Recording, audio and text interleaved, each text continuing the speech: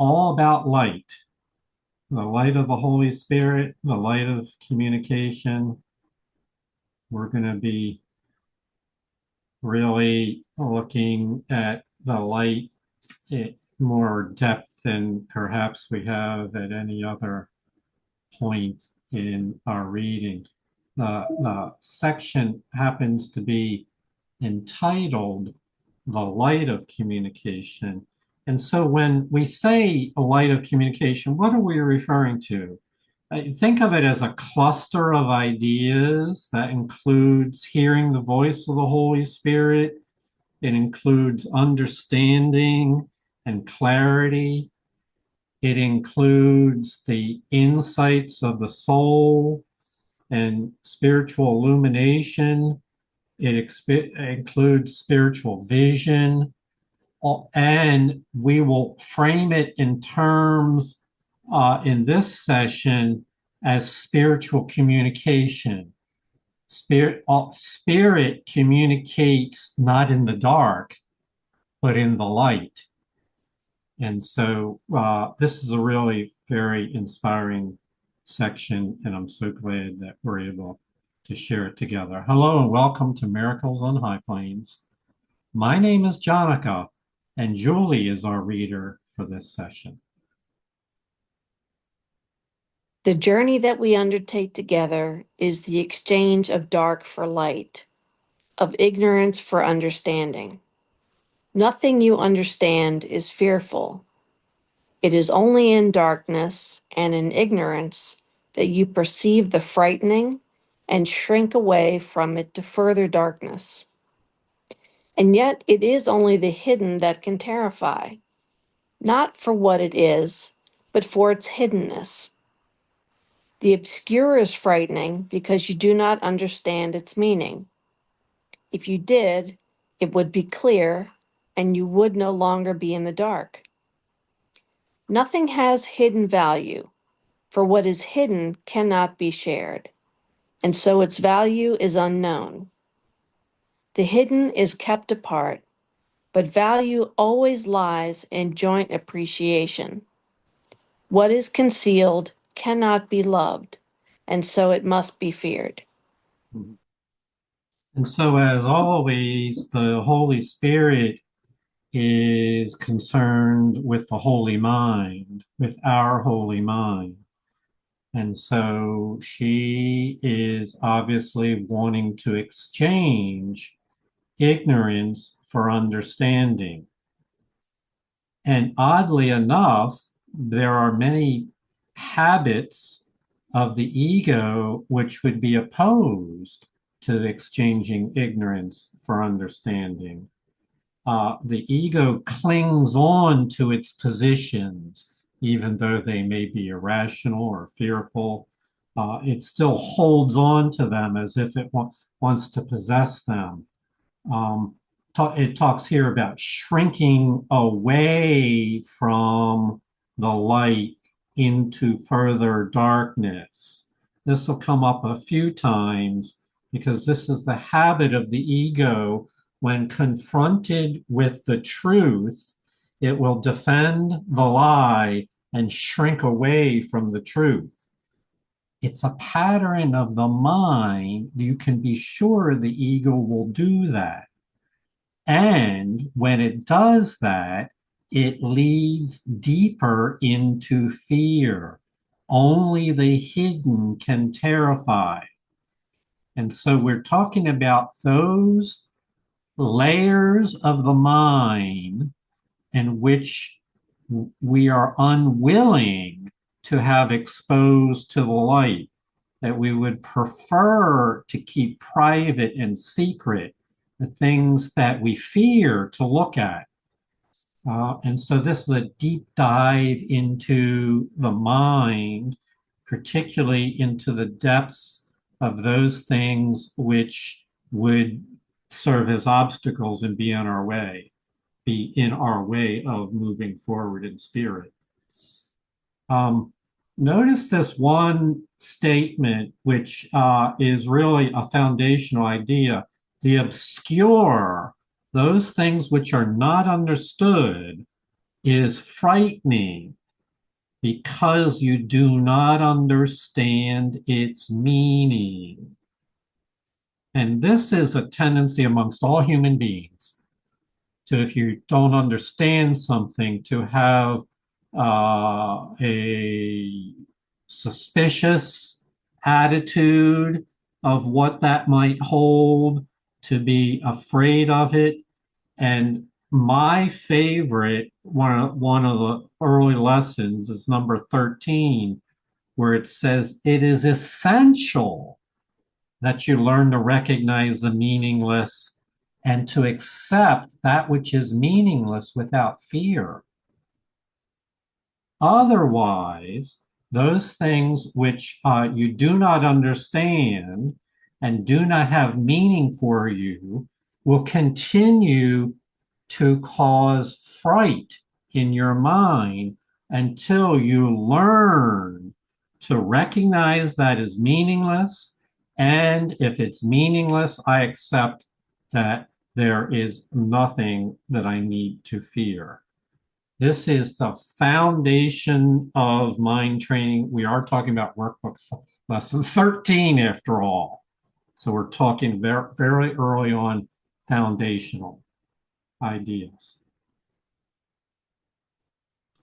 In contrast to what is hidden, the Holy Spirit will illuminate the truth in our mind, and the truth will be something that can be shared across the entire sonship, harmony, peace, and love. And so we wind up valuing what lies in joint appreciation. And so we will look at both sides of the experience about hiding from the truth and about standing in the light of truth. In many ways, Plato's cave, this is a diagram that illustrates artistic rendition of Plato's cave, whereby the observer of the shadows on the wall of the cave was unaware that the source of the shadows was someone behind him holding up a puppet. And so the observer saw this. You know how shadows can get really big on a wall when you project it up there? This observer saw these 20-foot shadows of a bird and was afraid of what he did not understand. For if he understood this was merely a man holding a puppet that cast a shadow on the wall, he would not, there'd be no reason to be afraid of the shadow. Well, in similar ways, that is a metaphor for what we're talking about here today. That which is not understood by you will be perceived and lacking meaning. We will react to it with fear until such time we learn to recognize the meaningless and accept it without fear. It's only the hidden that can terrify you. What is hidden is the truth, the source. It's not the shadow itself that is terrifying, but its hiddenness, the source of it, that causes terror in the mind.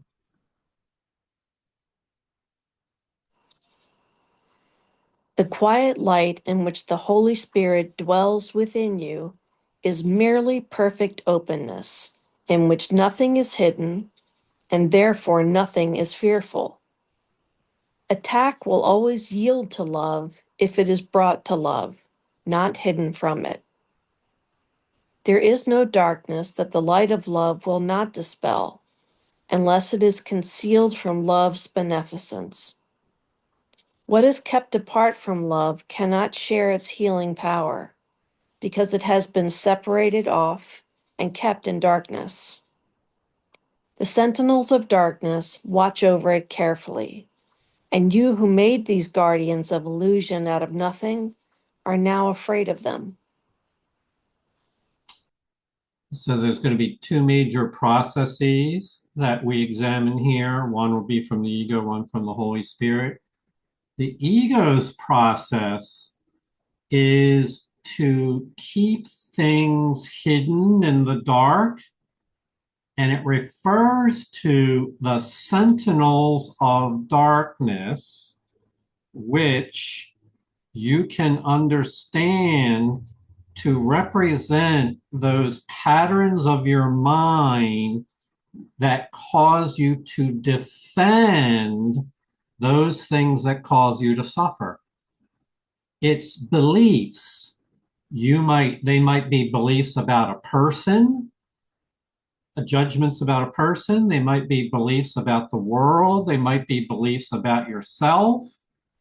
And the ego will guard them like a sentinel.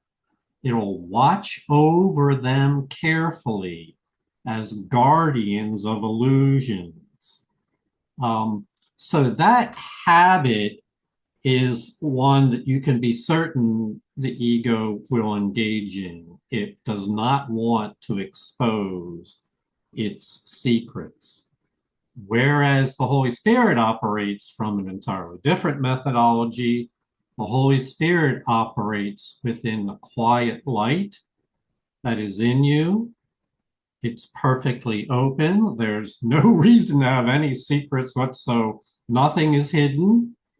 And therefore, nothing is hidden. Therefore, nothing is fearful. Everything is seen as it is. And so this corrects the old pattern of protecting that which was unknown, and instead reverses it, brings it out into the light, sees it for what it is. And if it's meaningless, then it's easily dismissed as having no power, no bearing, no meaning. And so this shift is one in which each and every one of us are invited to participate in. This is not mere theory. This is a description of your own journey from fearing the unknown, to a sense of inner peace in the present moment. Question you might ask is, well, how do I do that? And of course, we know the workbook lesson is the application manual for that. Julie? Would you continue to give imagined power to these strange ideas of safety? They are neither safe nor unsafe. They do not protect, neither do they attack. They do nothing at all, being nothing at all. As guardians of darkness and of ignorance, look to them only for fear, for what they keep is obscure, is fearful. But let them go, and what was fearful will be so no longer. Without protection of obscurity, only the light of love remains, for only this has meaning and can live in light. Everything else must disappear. Mm-hmm. So think for a moment, what is the purpose of a lie? If someone chooses to lie, why? For what purpose? Well, that's because they have some experience, something happened, they have some knowledge, but they want to keep it hidden.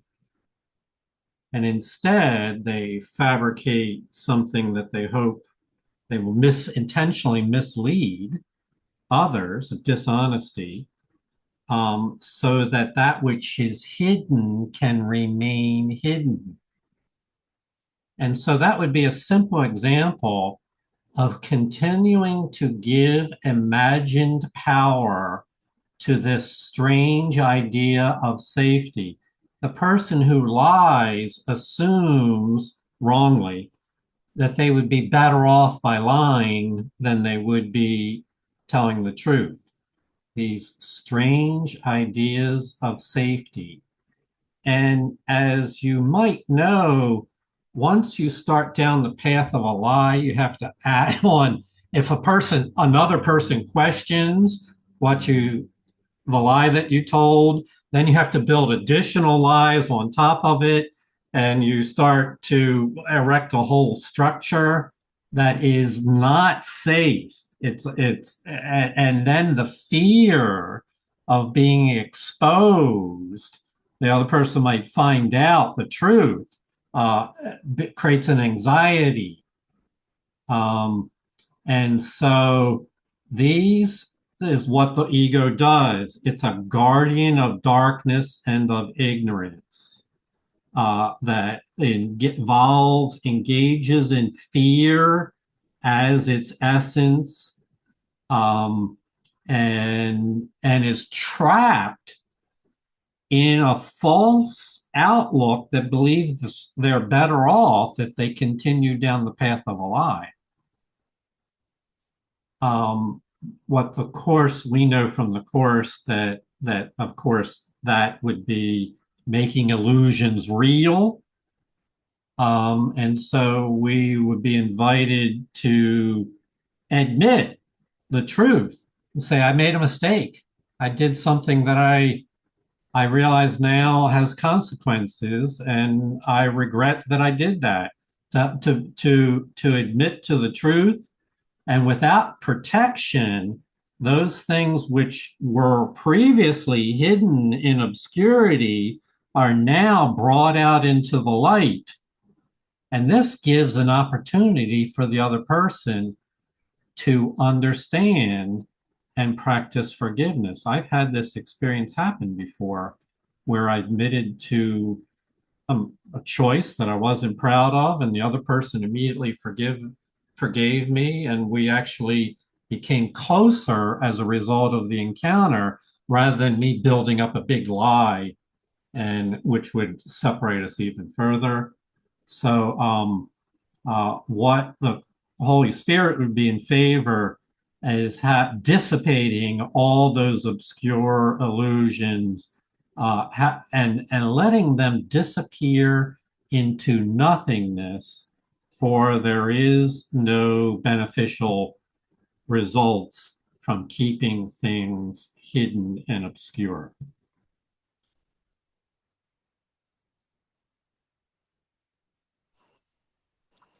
Death yields to life simply because destruction is not true. The light of guiltlessness shines guilt away, because when they are brought together, the truth of one must make the falsity of its opposite perfectly clear. Keep not guilt and guiltlessness apart, for your belief that you can have them both is meaningless. All you have done by keeping them apart is lose their meaning by confusing them with each other. And so you do not realize that only one means anything. The other is wholly without sense of any kind. Mhm. And so it does evoke the idea of guilt. And if you put yourself back for a moment in the position of a liar who knows what's really happened, but is fabricating a story for others to mislead them, is that not immediately what guilt is? I'm intentionally misleading you. I know this is not on the side of truth. I'm lying, but I'm going to do it anyway. Well, of course, that person feels at some level guilty. And so keeping things obscure is a way of perpetuating the feelings of guilt. And of course, by now, you're perfectly convinced that guilt is the major obstacle to inner peace and must be done away with. So here comes, from an application point, here comes the idea that I think is most applicable in this session if you can understand it. And that is, keep not guilt and guiltlessness apart in your belief. So To give an example, when you can be all by yourself, you can do this with another person, but you can also do this by yourself, where you recall something that happened that you label judgmental. You're either judging yourself or somebody else, and therefore that person is guilty. So we have a guilty thought in our mind. What the Course recognizes, at the same time, you recognize innocence. So now you have two viewpoints that stand opposite to one another. One is a belief that guilt is justified, and the other is the recognition that we are all created innocent. Now you have a clear choice. And what the Course teaches, that when you bring these two together, spiritual reason will cause your mind to recognize what is for the best. You'll be drawn towards the truth, towards innocence and guiltlessness. But the key is this practice of not looking at guilt and guilt alone and forgetting all about the innocence for a moment and just getting caught up in a spiral, a vortex of guilt where nothing else occurs to you other than the wrong that was done, but rather instead to at the same time recognize at some level there must be the truth of innocence is the truth. And those two, that's what we call bringing them together, not keeping them apart. And you have to practice this to do it. This is something that goes on in your own thoughts. Later on, you can, once you become confident, you can actually externalize this in conversations with others. But I recommend that you begin with yourself so that you come clean, you become honest yourself and not hiding before you try to engage another person with that. And so this is the key that the Course will talk about again and again, not keeping the lie. If we switch the words from into the lie and the truth, not letting the lie be the only thing that occupies your thoughts. But at the same time, even though you may be leaning into the lie, also don't forget that there is a truth that will set you free. Remember that truth is what the Holy Spirit uses to help heal your mind. And now, then you have the two of them in mind at the same time. This is bringing them together. And then the truth will arise in your mind of itself, for the illusions will be seen in comparison to the truth as meaning nothing at all. It's just, once you've been doing the miracle program for some time, the illusions, it's so easy to let go of illusions once you recognize it alongside the truth, because who would want to choose pain over peace if you saw that you had a choice between both of them? And so that's what this is intended to do, is help you to recognize that both are available to you at any time. And this is really, in a deeper level, about what you give your power to. Because when you're looking at a judgment of guilt, then it's very, as we know, it's very easy to give your faith to it and to believe it temporarily and to get all caught up in that belief. But if at the same time you affirm that forgiveness and innocence are true, then that's an about face. You're turning away from guilt and giving your faith and belief to innocence and forgiveness. And from there is really, once you turn towards innocence, in fact, you've really invited the Holy Spirit to help you.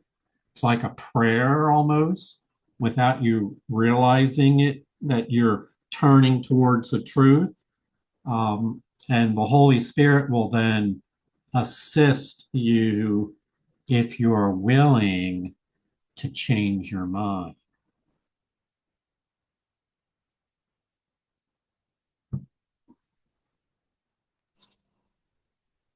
You have regarded the separation as a means for breaking your communication with your Father. The Holy Spirit reinterprets it as a means of reestablishing what was not broken, but has been made obscure. All things you made have use to Him for His most holy purpose. He knows you are not separate from God, but He perceives much in your mind that lets you think you are. All this and nothing else would He separate from you. The power of decision, which you made in place of the power of creation, He would teach you how to use on your behalf. You who made it to crucify yourself must learn of Him how to apply it to the holy cause of restoration. So I'm feeling spontaneous here. Let's have a quiz about two topics, and all the information you really need is right in front of you. So it's what we used to call an open book quiz. And a lot of this we've done before. So, this isn't brand new if you've been tracking for a while. The quiz is on two concepts in the course. One is on the concept of separation, the other, the concept of communication. And the question is, according to the course, did the separation really happen? Is it a fact? And the second question regarding communication is similar to the first, did the break in communication really happen? Is it a fact? And it's not going to be enough to say yes or no, because that's explain your answer. So that's the question. And if anybody wants to verbalize that out loud, the intention here is really that everyone would attempt to verbalize this to themselves. And now that you've probably done that, Heidi opened her mic. Yeah, could you repeat the first one again? Did the separation really happen? Is it a fact? And the second one was, did the break in communication really happen? Is it a fact? Explain your answer.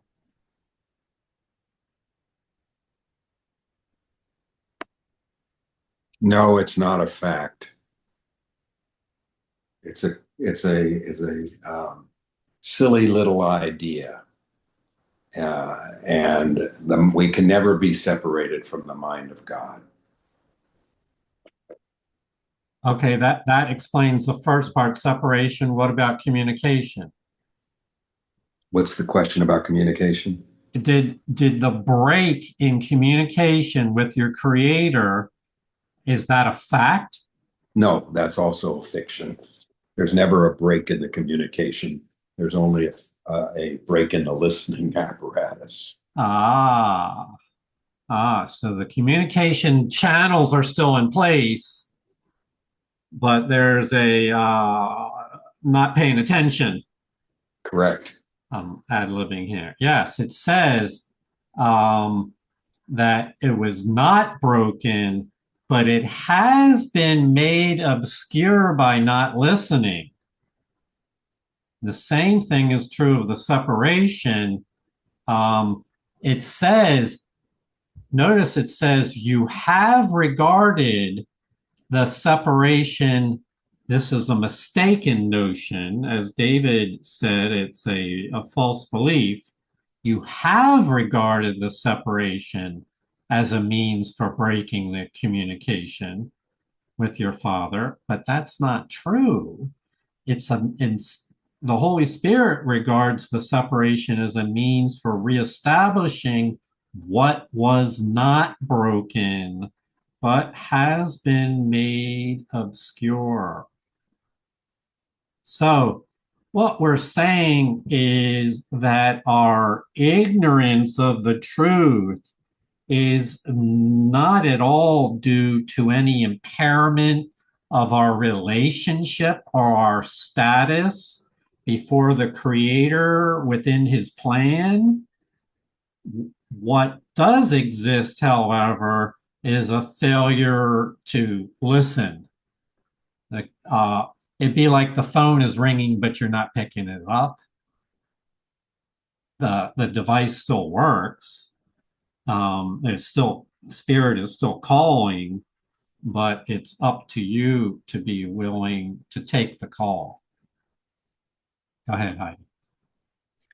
I'm still not clear on the difference between broken and obscure. Yeah, well, that's really exactly where the subtlety. So broken would mean that there is no law. It's like a broken relationship.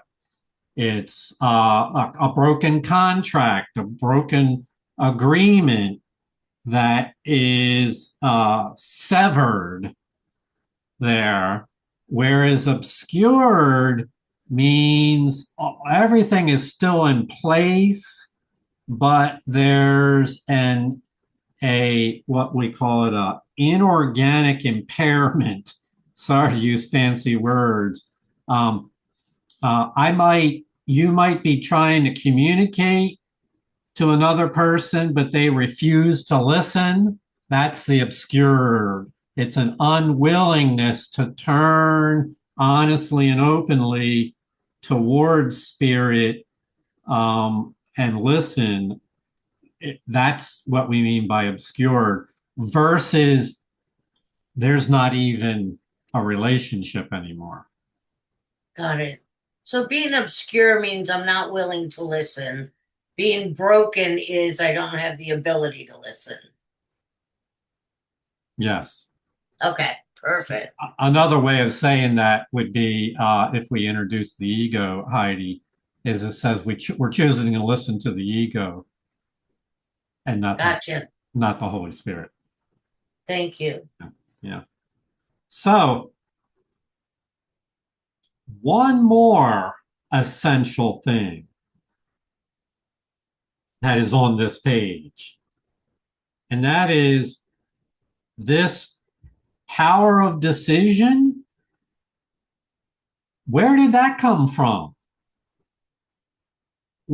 How did it begin in this situation that we find ourselves in, ignorant sometimes and obscure? How did it begin? Tells us right here. The power of decision you made, that's signifies that you made in your confused state of mind, you fabricated, you made the power of decision in place of the power of creation as a substitute, as an alternative, as a yes. So it's a lesser condition using the mind for the power to decide than it is using for the power to create. And the Holy Spirit will then utilize this power of decision that we made to teach you how to use this power of decision on your behalf. This is the marvelous attribute of the Holy Spirit, the things that we practice the most in our ego mindset, the Holy Spirit knows how to translate or repurpose those skills to use them for our healing. And so the Holy Spirit will use the power of decision on our behalf. Doesn't mean it's the higher order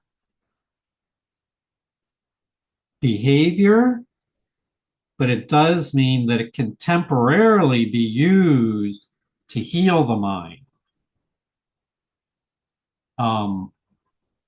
Listen to the follow-up.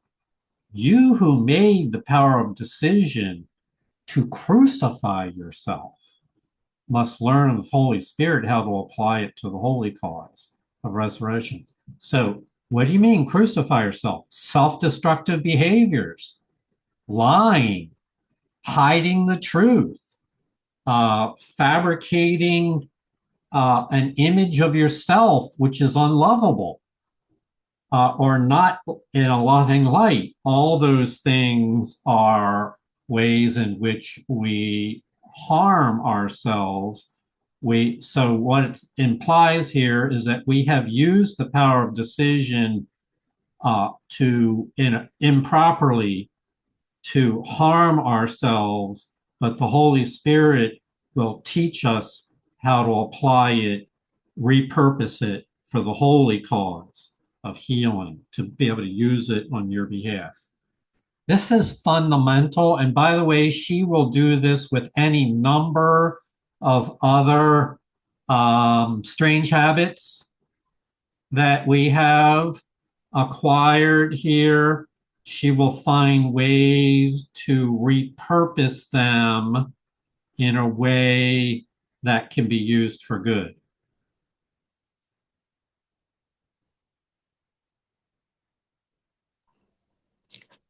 You who speak in dark and devious symbols do not understand the language you have made. It has no meaning, for its purpose is not communication, but rather the disruption of communication.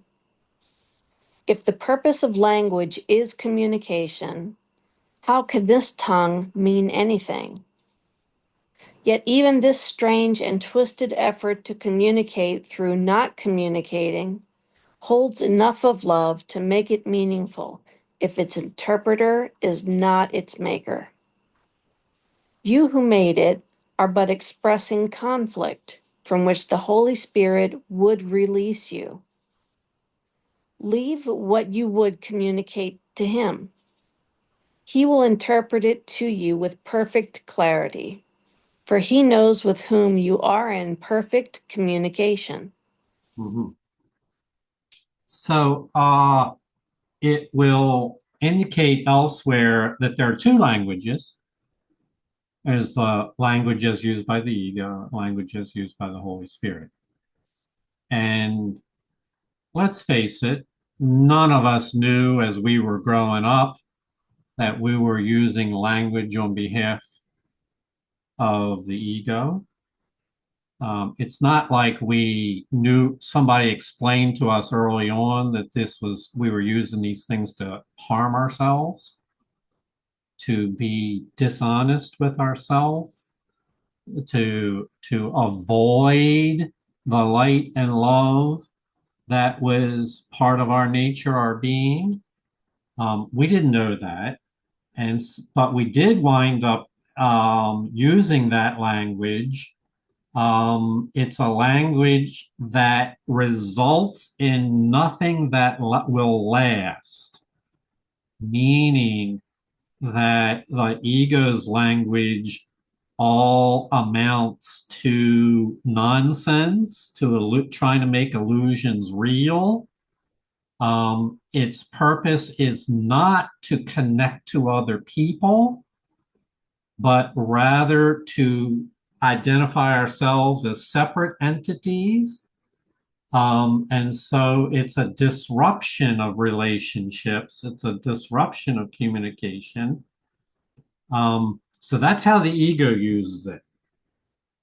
Holy Spirit then, and this is why, by the way, footnote, very important footnote, I maintain every word in the Course of Miracles can be interpreted in terms of the ego or the Holy Spirit.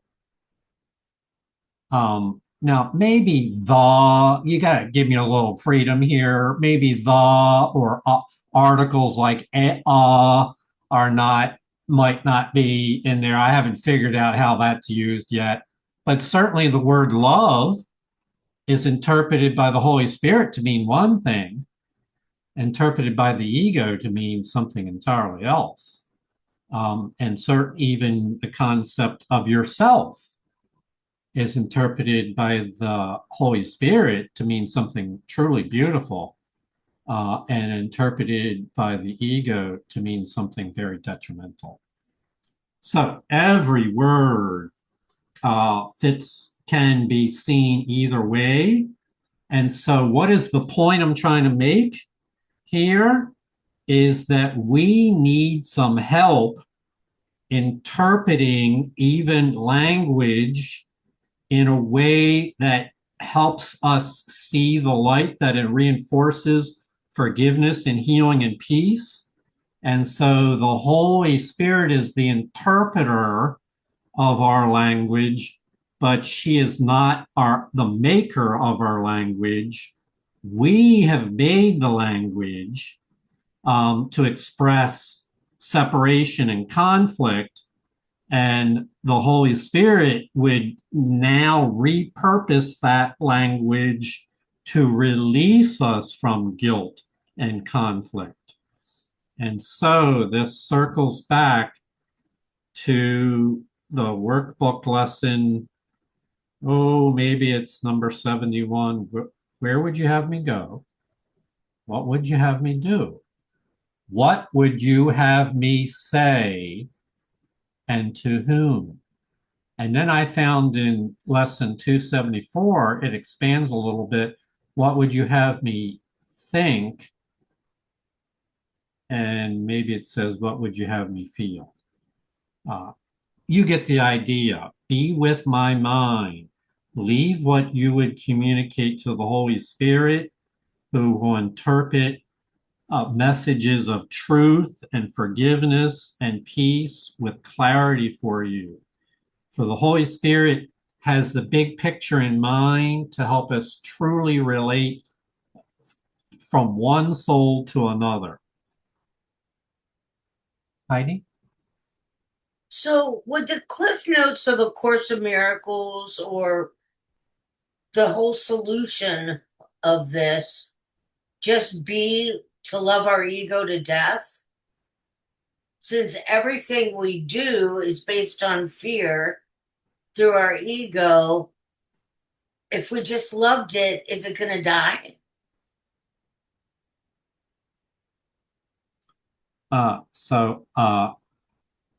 Nice try.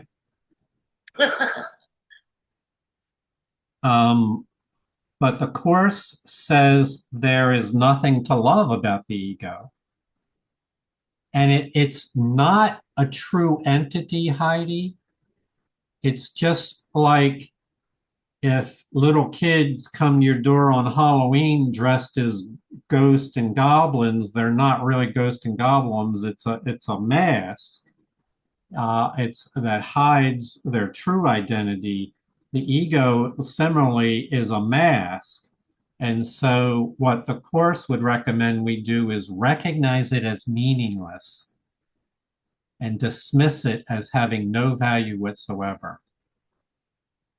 It would be, yes, let it go without any fanfare or emotions or storytelling, to simply shed that as an identity, as a thought system, and move forward in the light.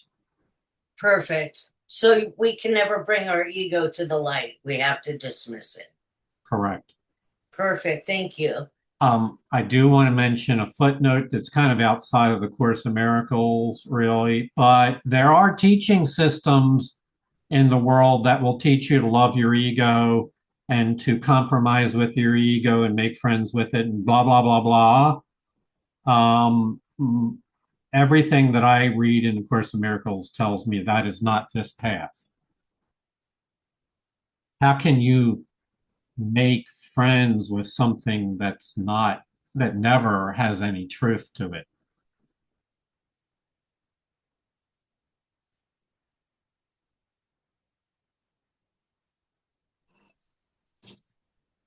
You know not what you say, and so you know not what is said to you. Yet your interpreter perceives the meaning in your alien language. He will not attempt to communicate the meaningless, but he will separate out all that has meaning, dropping off the rest, and offering your true communication to those who would communicate as truly with you. You speak two languages at once, and this must lead to unintelligibility. Yet if one means nothing and the other everything, only that one is possible for purposes of communication. The other but interferes with it.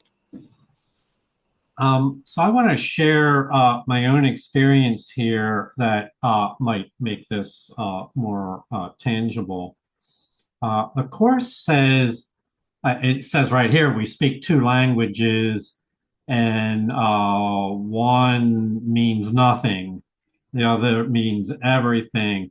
And the Course says that when we speak from the ego, it keeps us in a very superficial manner of relating to others. And you know how that is. Like people you don't really know, you might just discuss the weather, or something of no consequence, something you could easily forget. It doesn't touch your heart or soul.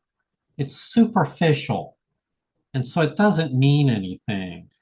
And the ego, who has all this hidden agenda, really likes to be on that superficial level and kind of fill the time with superficiality because that's all it has to offer. And as we begin to repurpose our language and our interpreter of the Holy, as the Holy Spirit as interpreter of what would you have me say, a lot of that superficiality no longer is recognized just for what it is not particularly meaningful. And it starts, our habits of using that start to diminish. And what arises in its place is more heartfelt, more purposeful, more meaningful. What would you have me say? And to whom? And so the experience then results in our relating, moving from more superficial to more meaningful. And that's your part to play on it. Obviously, it's up to the other person that you're talking to meet you halfway at that level. That's their choice to make, whether or not they can relate at that level. But at least you're doing your part to invite communication that has heart and soul to it. And bottom line is, it feels good. I know this experience of then having, I certainly know what it's like to relate superficially. And then when the more meaningful encounters started occurring, after those encounters, I'd walk away and I'd just feel so alive. Like that was such a present, full of life. That was an encounter that was intended to be. And so this is the promise the Holy Spirit has if we're willing to relinquish the way the ego used language and allow the Holy Spirit to be our guide, it has all these follow-on effects, which are very lovely and rich. The Holy Spirit's function is entirely communication. He therefore must remove whatever interferes with communication in order to restore it. Therefore, keep no source of interference from his sight, for he will not attack your sentinels, but bring them to him and let his gentleness teach you that in the light they are not fearful and cannot serve to guard the dark doors behind which nothing at all is carefully concealed. We must open all doors and let the light come streaming through. There are no hidden chambers in God's temple. Its gates are open wide to greet his Son. No one can fail to come where God has called him, if he close not the door himself upon his Father's welcome. So the Holy Spirit's function is entirely communication.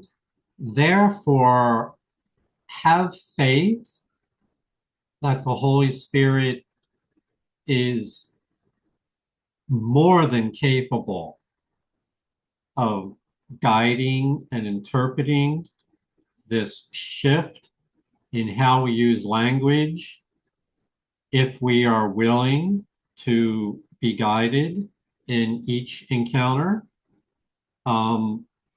It, as in everything in the course, it all really depends on removing the interference.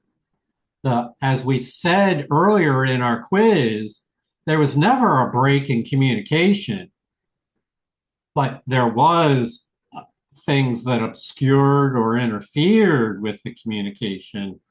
And so Holy Spirit must remove whatever interferes in order for the real communication to be restored. And that requires our part is to be willing to not hide things in our own mind which might interfere with the light. And now I'm talking really intrapersonal experience within your own experience, to as those hidden elements of guilt or regret or grievances, judgments, fears, whatever they are, as they arise in your mind, not to dance with them and give power to them, but rather to recognize them as for what they are, as meaningless. And then, as we said before, immediately invite the light of the Holy Spirit to enter into our minds. And now you have the dark and the light have been brought together. And so can you see how you're that much closer to transitioning from getting caught up in the guilt to just saying, hey, that guilt looks like so undesirable compared to the truth that the Holy Spirit offers. I'm willing to abandon all those past judgments, regrets, even self-concepts that I may have held. I'm willing to abandon them, for they offer me nothing that I would want to keep. And the Holy Spirit offers me everything that I would like to have. So, and then there's this beautiful image. I don't know if this would be helpful story or not, but there's this in Epcot, Walt Disney Epcot Center. There's this exhibit by all these countries, and the one that by Canada is a very large room that must hold 500 people. I know it's a large number of people, and it's a round room. And when you come into it, there's no seats. You stand and you watch this screen that goes 360 degrees around the room. So it is really immersive. I mean, everywhere you look, there are these images of beautiful Canadian wilderness. And then when it's over, the screen turns out, and for a moment it's dark. And then all the doors open up automatically, and the light comes streaming in from every direction at once. And that's the image I have when it says that those fearful images serve to guard the dark behind which illusions, and we must open all doors and let the light come streaming through, for there are no hidden chambers in God's temples. Its gates are open wide to greet his children. And so I leave that image with you of, for a moment of darkness, when the movie is over, the dream is over, and then the doors automatically open and the light comes shining through. That is a metaphor. What are we talking about? That is a metaphor for the chambers of your own mind, particularly the chambers of your subconscious mind that hold all your memories and your past perceptions, all your images of other people, your assessments of them, your sense of your beliefs and lack, and your hidden fears and your self-concepts are all hidden in that chamber, obscured and interfered with. And the purpose of the Holy Spirit is that you'd be willing to open all the doors and let the light come streaming in from every direction. So that's as far as we're going to read today. Thank you, Julie, for reading. Thank you all for your time, for your participation in these quizzes, and more importantly, in this program. It's an honor to be on the path together. Namaste. Thank you, Julie. Thank you. Namaste. You're welcome. Thank you, Jonica. Thanks, everyone. Thanks, everyone. Thank you, everyone. Gotta go. Goodbye. Peace and love.